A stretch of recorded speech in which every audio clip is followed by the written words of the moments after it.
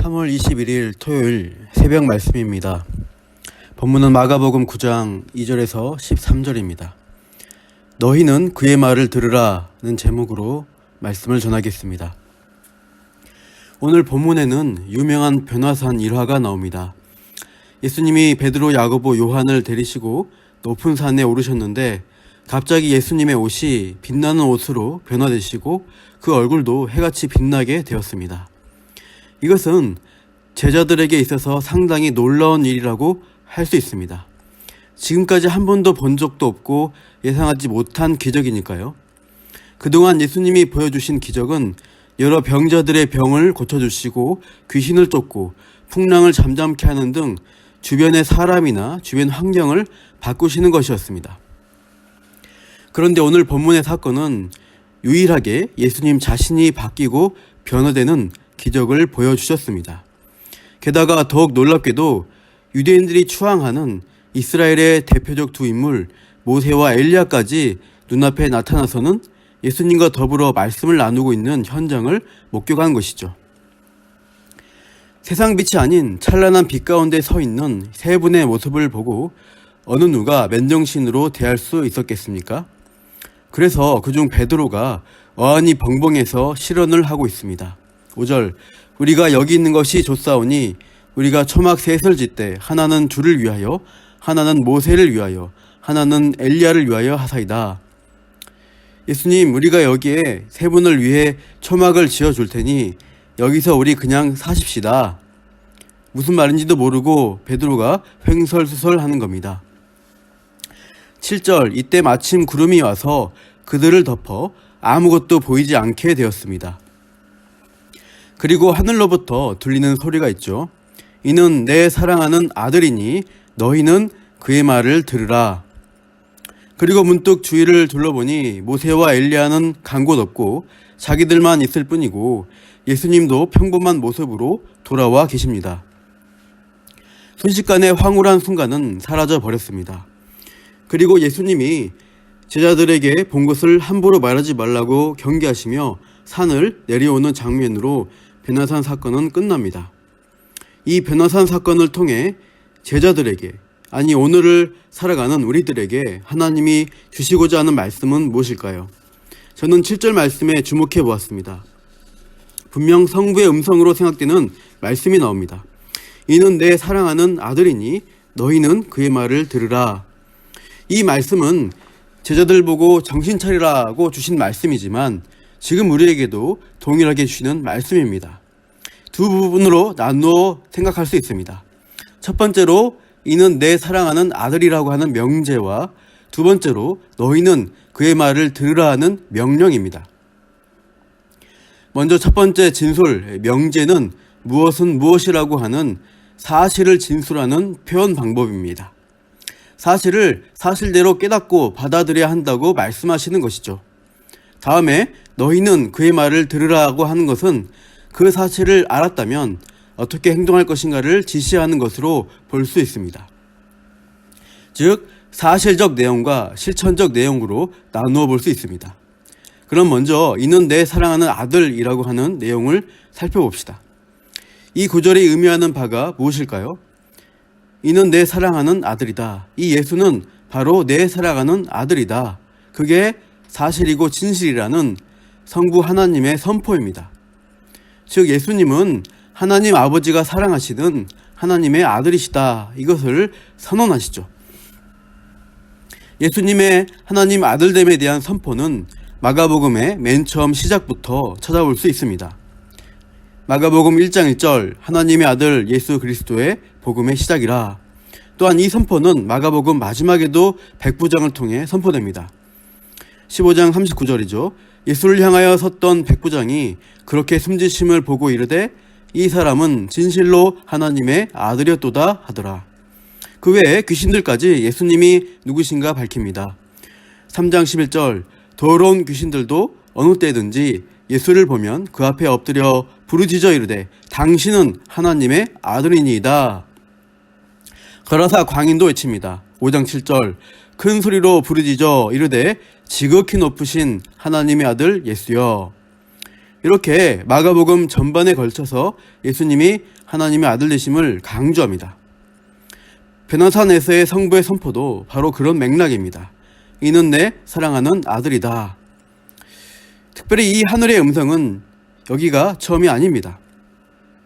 예수님이 세례 받으실 때 역시 하늘의 음성으로 너는 내 사랑하는 아들이라고, 내가 너를 기뻐하신다고 성부가 선포하셨습니다.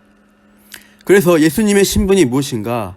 성부가 인정하시는 하나님의 아들, 성부가 사랑하시는 아들이심을 확증해 줍니다. 그런데 왜 성부 하나님은 그 예수님을 곁에 두시지 않고 이 험한 세상으로 예수님을 전혀 몰라보고 오히려 무시하고 죽이려고 하는 이 죄악된 세상으로 떠나 보내셨을까요? 그 이유는 죄인된 우리를 구원하시기 위해서입니다. 그래서 마가복음에서 예수님의 신분을 선포하는 동시에 강조하는 것은 뭔가? 예수님이 섬기는 종으로 오신, 사역하는 자로 오신 예수님의 모습을 끊임없이 비춰줍니다. 이러한 마가복음의 서술 방식을 고려할 때 본문 7절 내 사랑하는 아들이라는 표현은 예수님의 신분과 보내신 목적, 그 사역을 아울러 담는 표현이라고 볼 수 있습니다. 그리고 우리가 이 사실들을 정확하게 알아야 한다는 것을 의도합니다. 그럼 오늘 본문에서 예수님의 신분이 어떻게 드러나고 있습니까? 본문 2절 끝부분 보시면 그들 앞에서 변형대사, 예수님의 변형되심을 통해 예수님의 진짜 신분을 드러내 주십니다. 3절의 묘사를 보십시오. 그 옷이 광채가 나며 세상에서 빨래하는 자가 그렇게 희게 할 수 없을 만큼 매우 희어졌다고 합니다. 빨래하는 자가 아무리 빨아도 그렇게 희게 될 수 없는 정도라고 합니다. 몇 날 며칠 여행하면서 제대로 씻지 못했을 예수님의 때 묻은 옷이 순결한 순백색으로 깨끗해지고 광채로 빛이 나는 옷으로 변화된 것입니다. 마태복음에서는 그 얼굴이 해같이 빛난다고 했습니다. 이 변형이 의미하는 것은 무엇일까요? 예수님이 부활하신 후 되어질 모습을 미리 보여준 것이 아닐까요? 아니면 장차 재림하실 때 권능으로 임하실 예수님의 모습일까요? 둘 다 맞다고 볼 수 있습니다. 사도 요한이 환상 중에 본 재림하실 영광스러운 예수님의 모습을 요한계시록 1장에서 묘사합니다. 그의 머리와 털의 희기가 흰 양털 같고 눈이 불꽃 같다고 묘사합니다. 얼굴도 해가 힘있게 비치는 것 같다고 했습니다. 미래의 영광스러운 모습을 미리 보여주셨다고 할 수 있습니다. 그렇다면 아직은 그런 모습과 영광을 갖출 때가 아닌데 이번만 특별히 하늘로부터 신비한 능력이 임하여서 잠깐 변화된 것으로 이해하면 될까요? 그렇지 않겠죠. 만약 잠깐 변화된 거라면 예수님은 피조물에 불과한 존재라는 의미가 됩니다. 그러나 성경은 예수님이 창세 전부터 계신 분, 알파여 오메가이신 영원 전부터 영원까지 계시는 분으로 증언합니다. 즉 하나님과 동등한 분이라는 것을 일관되게 말씀합니다. 그러므로 본문 3절에 변화된 모습과 계시록에 나타난 모습은 애초부터 가지신 본래 예수님의 실체라는 것을 말합니다. 다만 지상에서는 감추고 계셨던 것뿐입니다. 예수님이 육신을 입고 사람의 모습으로 인간 역사에 들어오셨기 때문에 당시 제자들이나 사람들에게는 보통 사람으로만 보였을 뿐입니다. 그러나 실제로는 그분은 하나님이십니다. 오늘 본문에서 예수님의 본래 모습이신 감추어졌던 신적 형상이 드러난 것으로 이해하시면 됩니다. 여기서 우리는 눈에 보여지는 현실과 실체가 다르다는 것에 주목할 필요가 있습니다. 리얼리티라고 하는 실체, 진짜라고 할 수 있는 것이 무엇인가 고민해 보셨습니까? 눈에 보여지는 것이 영원히 변치 않는 실체가 될 수 있을까요? 우리 몸의 세포가 60개 조에 이른다고 합니다. 그런데 우리 몸의 세포들이 그대로 존속하는 게 아니라 3개월 정도 지나면 완전히 다른 세포로 바뀐다고 합니다. 기존의 세포들이 죽고 새로운 세포로 대체되는 생명작용이 우리 몸에서 일어나고 있습니다. 그렇다면 3개월 전에 나와 지금의 나는 똑같은가? 단언하기가 어렵습니다. 물질적 세포로 볼 때 몸이 바뀐 거죠. 참된 리얼리티, 실체는 무엇인가? 우리는 이 세상을 어떻게 바라보고 있습니까? 무엇이 진짜인가? 우리는 오감으로서 경험하는 이 모든 물질 세계를 볼 때 이것은 계속 변하기 때문에 이것이 실제다 고정적으로 가리키기가 어려운 게 많습니다. 그런데 성경에서는 영원히 변하지 않는 실체, 영적 실체들에 대해 증거하고 있습니다. 보이지 않지만 실제로 존재하는 실체를 말이죠. 우리는 기독교적 영적 세계관을 가질 필요가 있습니다. 그 세계는 육신의 눈으로 보이지는 않지만 믿음의 눈으로 보면 볼 수 있습니다. 오늘 본문에서 예수님이 변화하신 것은 우리가 현실이라고 믿는 이 세계에서 진짜 실체가 무엇인지를 잠시나마 드러내어 주신 사건입니다. 육신으로 가리고 있지만 예수님은 영광스러운 하나님의 아들이시라고 하는 것이 사실이고, 그분은 하나님과 동등하신 분으로서 우리를 또한 그런 영광스러운 영적 실체의 세계로 동참시키기를 원하신다는 것을 보여주시는 겁니다. 그러면 우리의 실체, 정체성을 무엇으로 보아야 할까요? 우리가 살아가는 현실에서 어떤 직장의 노동자, 부서의 대리나 과장 등 직책을 맡은 사람이다, 누구의 엄마다, 할머니다, 교회에서 장로, 권사, 집사다, 이렇게 살아가면서 붙여지는 직책과 역할의 이름으로 나를 규정하면 다 되는 걸까요? 아닙니다. 우리는 그러한 일시적 직함과 이름만으로 끝날 존재가 아니라는 사실입니다. 믿는 자의 최우선의 정체성은 뭐냐? 장차 그리스도의 피로 희게 되어 의의 옷을 입은 하나님의 자녀라는 사실이 가장 중요한 영적 정체성이요, 실체입니다.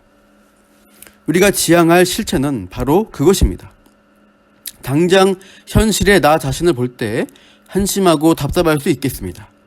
그러나 언젠가 변화산에서 예수님처럼 드러나게 될 우리의 실체를 보게 될 것입니다. 예수님처럼 빛나는 흰옷을 입은 한 성도의 모습을 말이죠. 여기에 우리가 신앙생활을 계속해 나갈 소망이 있는 겁니다. 이렇게 우리는 예수님의 참된 신분, 그 실체를 소망하면서 그게 나에게도 주실 정체성과 본질임을 기억하며 하늘의 소망으로 살아가시기를 축복합니다. 그런데 한편 하나님의 자녀는 흰옷 입은 자로 그저 가만히 있도록 부름받지는 않았습니다. 해야 할 사명을 주시는 겁니다. 본문 4절입니다. 함께 읽어보시죠. 이에 엘리야가 모세와 함께 그들에게 나타나 예수와 더불어 말하거늘. 모세와 엘리야가 예수님과 무슨 이야기를 했을까요? 여기서 모세와 엘리야의 등장은 무엇을 의미할까요? 유대인들이 모세 오경이라고 부르듯 모세는 율법을 수여받은 사람, 즉 율법의 대표자는 모세입니다. 다음 엘리야는 선지자를 대표하는 인물입니다. 엘리야로부터 시작하여 이스라엘 유다가 망하는 시대와 포로 귀환 이후까지 쭉 선지자들이 구약의 말씀을 선포하며 구약 역사를 마무리 짓습니다. 이 구약 성경을 가리켜 예수님께서 율법과 선지자의 강령이라고 표현하셨습니다. 율법서의 대표자인 모세와 선지서의 대표자인 엘리야, 이 두 인물은 구약 성경을 대표합니다. 본문 변화산 사건에서 이 두 인물이 구약 예언이 예수님에게서 어떻게 성취될 것인지, 구언약이 새 언약으로 어떻게 성취될 것인지에 대해 대화하셨다고 생각하면 되겠습니다. 이들이 나눈 대화 내용에 대해 누가복음 9장에서 밝히고 있습니다. 9장 31절, 영광 중에 나타나서 장차 예수께서 예루살렘에서 별세하실 것을 말할세. 여기서 별세라는 단어가 원어로 엑소더스라고 되어 있습니다.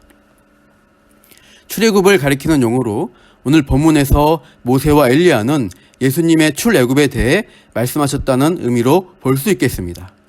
즉 모세가 이스라엘을 애굽에서 이끌어내어 시내산에서 언약을 맺어 하나님 백성으로 세운 것처럼 예수님도 택한 백성들을 죄로부터 이끌어내어 하나님 백성 삼으실 그의 십자가 사역을 별세라고 표현한 것입니다. 또 엘리야는 무슨 약속을 받죠? 이세벨의 위협으로 로뎀나무 아래에서 절망하다가 힘을 얻어서 호렙산, 즉 시내산으로 가서 세미한 음성을 듣습니다. 아합 왕으로 인해서 이스라엘이 완전한 타락과 배도에 빠졌지만 결국 우상 숭배하는 이스라엘은 심판받을 것이고 바알에게 무릎 꿇지 않은 7,000명 남은 자를 두셨다고 말씀하셨습니다. 이것은 장기적으로 볼 때 결국 아수르 바벨론에 의해 이스라엘이 멸망하고 남은 자가 70년 후 돌아와 성전과 예루살렘을 재건할 것을 보여주신 것입니다. 마찬가지로 신약시대에 로마 압제하에 포로로 잡혀있는 이스라엘에게 소망이 뭔가? 메시아가 와서 남은 자, 곧 택하신 백성에게 참된 성전의 재건을 이루어 주시는 겁니다. 그게 예수님이 세우신 교회인 것이죠. 예수님을 이 이스라엘의 소망과 구원, 해방을 위해서 사역하러 이 땅으로 오신 것으로 이해해야 합니다. 제자들은 이러한 예수님의 사역에 대해 제대로 이해했어야 했습니다. 그러나 제자들, 특히 대표격인 베드로는 바로 앞 8장에서도 순한 예고를 들었어도 오히려 예수님을 붙들고 항변합니다. 죽지 마시고 능력의 예수님과 함께 이 땅에서 잘 살면 좋겠다는 생각인 것이죠. 오늘 본문에서도 여전히 베드로는 현실적 복만 생각합니다. 5절, 여기가 좋사오니 초막 짓고 여기서 잘 먹고 잘 살아봅시다. 자기 느낌대로 만족만 추구하며 횡설수설하고 있습니다. 베드로의 문제는 두 가지입니다. 먼저 예수님을 인간적 수준으로, 자기 수준으로 끌어내리려고 한 것이죠. 5절에서 베드로는 예수님을 랍비라고 부릅니다. 바로 전에 8장에서 주는 그리스도시요 살아계신 하나님의 아들이라고 유명한 신앙 고백을 했는데 지금 변화산에서 보여주시는 신적 모습에 걸맞지 않게 매우 부족한 호칭으로 랍비라고 부른 것이죠. 초막 셋에다가 세 분을 함께 모신다고 하면서 예수님을 모세와 엘리야와 같은 수준으로 그저 좋은 선생으로만 보고 있는 것입니다. 또 문제는 자신의 욕구대로 강구하는 겁니다.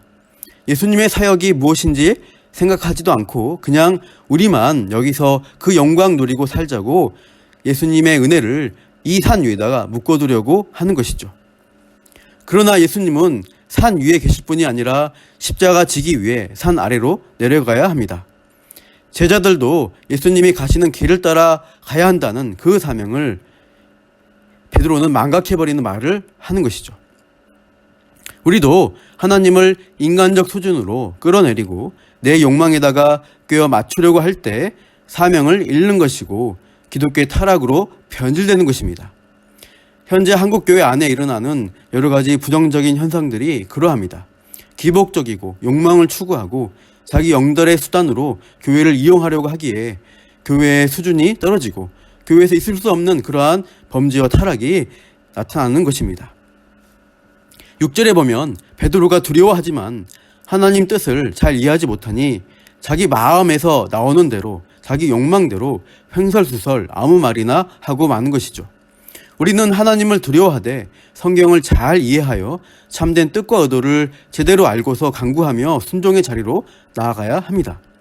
7절 성부의 말씀 두 번째 내용은 너희는 그의 말을 들으라고 명령하셨습니다. 제자의 본분을 지키라는 겁니다. 베드로의 문제는 하나님의 뜻을 깨닫고 제대로 이해하기 전에 자신의 고집과 주장을 앞세운다는 점입니다. 그러나 하늘로부터 들려오는 음성은 무엇입니까? 들으라.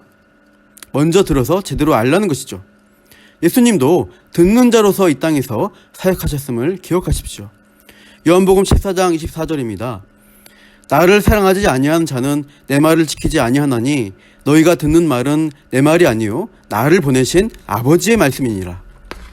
예수님은 자기 말이 아니라 아버지의 말씀을 듣고 그 아버지의 말씀을 전하는 사역을 하신다고 합니다. 보혜사 성령의 사역도 그렇습니다. 요한복음 16장 13절 그러나 진리의 성령이 오시면 그가 너희를 모든 진리 가운데로 인도하시리니 그가 스스로 말하지 않고 오직 들은 것을 말하며 장래일을 너희에게 알리시리라.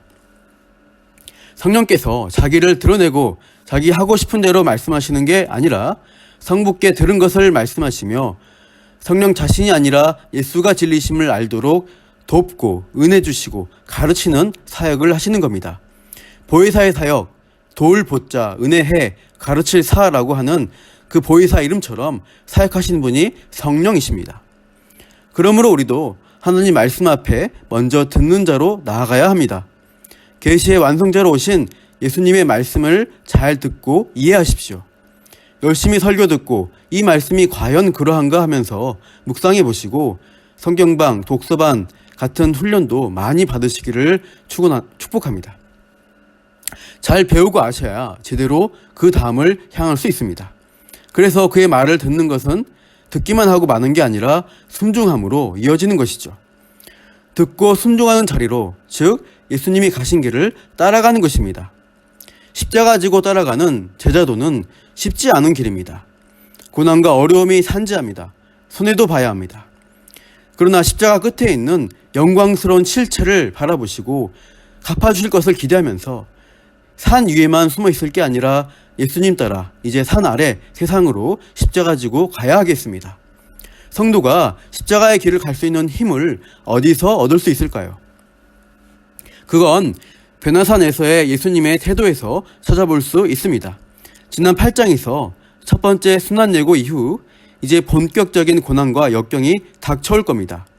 그냥은 통과하기 힘든 여정을 앞두고 예수님은 3명의 동역자를 데리고 변화산에 올라와 먼저는 기도하셨습니다. 누가복음 본문의 9장 28절입니다. 예수께서 베드로와 요한과 야고보를 데리고 기도하시러 산에 올라가사 29절 기도하실 때 용모가 변화되고 그곳이 휘어져 광채가 나더라. 기도하시는 중에 예수님의 모습이 변화하였다는 사실입니다. 기도 가운데 예수님의 실체가 드러나고 예수님은 앞으로 지셔야 할 사역에 힘을 얻으셨습니다. 그러나 제자들은 기도하다가 피곤하여 졸았습니다. 그러다 비몽사몽 깨어서 이 광경에 허둥지둥했던 것이죠. 예수님이 기도하실 때 우리도 함께 깨어서 기도할 수 있어야 하겠습니다. 영적으로 깨어있을 때 예수님의 변화된 모습을 보고 예수님의 실체와 신분을 바로 알고 바르게 반응할 수 있습니다. 그리고 그 십자가 사역에 동참할 힘과 확신을 얻게 될 것입니다. 그렇지 않으면 어떻게 됩니까? 베드로처럼 예수님만 변화하시고 나는 나대로 내가 좋아하는 대로 그대로 살겠습니다. 즉 예수님만 죽는 사역 감당하세요. 저는 이대로 넓고 편한 길로 가겠다는 변절자가 되고 마는 것이죠. 무늬만 제자이지 예수님과 상관없는 삶을 사는 자가 되어버립니다. 변화산에 왔으면 우리도 변해야 합니다. 하나님의 말씀을 잘 듣고 아시기를 바랍니다.